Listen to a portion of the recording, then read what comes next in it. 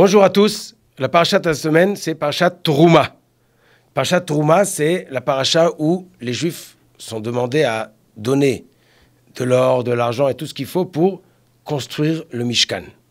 Donc, on va construire un Mishkan, tout le monde va donner un petit peu, et le pasuk nous dit « Ve'asuli mikdash ve'shachanti betocham » Ils me feront un mikdash, un sanctuaire, et ma shrina résidera dans eux. Quel est le inyan, le sujet du Mishkan? Le Rambam nous dit au sujet du Bet HaMikdash, on a une mitzvah de construire une maison pour Dieu, qui soit prêt pour amener les korbanot, et qu'on y vienne 3 fois par an, comme c'est marqué Ve'asuli mikdash. Donc on voit que le Bet HaMikdash et le Mishkan, il a 2 idées. Une idée, c'est une maison pour Dieu dans ce monde. Deuxième idée, pour pouvoir amener, c'est korbanot. Celui qui faut, il amène un korban. Celui qui amène un cadeau, korban toda, korban ola. On a toutes sortes de korbanot. Donc il y a 2 idées dans cette chose-là. On voit ça aussi au sujet de Shlomo HaMelech, qui nous dit, dans le livre de Melachim, Baniti bet zvulach machon leshivtecha et le olamim. Je t'ai fait une maison, il dit Shlomo HaMelech, pour que tu y résides à toujours. Dans le livre de Divrei Hayamim, là-bas Shlomo HaMelech nous dit, Hachem s'est présenté à Shlomo la nuit, il a dit, j'ai entendu ta prière, j'ai choisi cet endroit-là comme un endroit de korbanot. Donc on voit encore une fois les 2 idées du korban et l'idée de que Dieu réside dans ce monde à travers le Mishkan, le Bet HaMikdash. C'est intéressant que le livre des korbanot, c'est le livre de Vaïkra. Dans Sefer Shemot, ce n'est pas le livre de korbanot. La construction du Mishkan, elle est dans Shemot. Mais les korbanot, c'est le Sefer Vaïkra.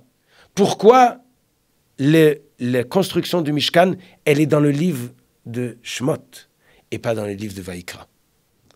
Alors il nous dit le Ramban, c'est qu'on descend dans le livre de Shemot, on descend en Égypte, on ressort de l'Égypte et on revient au degré de nos parents, Avraham, Yitzhak et Yaakov. Et on le redevient à ce niveau, en construisant le Mishkan, on retrouve la Shrina proche de nous et nous proches d'elle, au degré qu'on était avant. Donc la construction du Mishkan représente la partie du lien qu'on a avec la Shrina qui descend dans ce monde. La deuxième partie, c'est la partie des korbanot qu'on amène à Kadosh Baruch Hu. Ça, c'est dans le livre de Vaïkra. Et c'est intéressant qu'il y a 2 korbanot qui sont marqués dans le livre de Shemot. Le korban tamid, c'est le korban que le peuple juif amène tous les jours, le matin et l'après-midi. Et le korban de l'inauguration du Mishkan. Ces 2 korbanot représentent la Shrina qui descend dans ce monde, réside avec nous. Ça, c'est dans le livre de Shemot.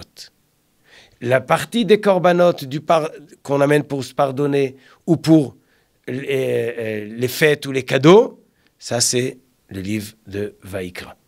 Et c'est ça le partage. C'est que le livre de Shemot finit par la construction du temple, par le lien entre Akadosh Baruch Hu et le peuple juif, qui revient après la sortie d'Égypte au stade qui était avec Avraham, Yitzhak et Yaakov, avant qu'ils ne sont descendus en Égypte.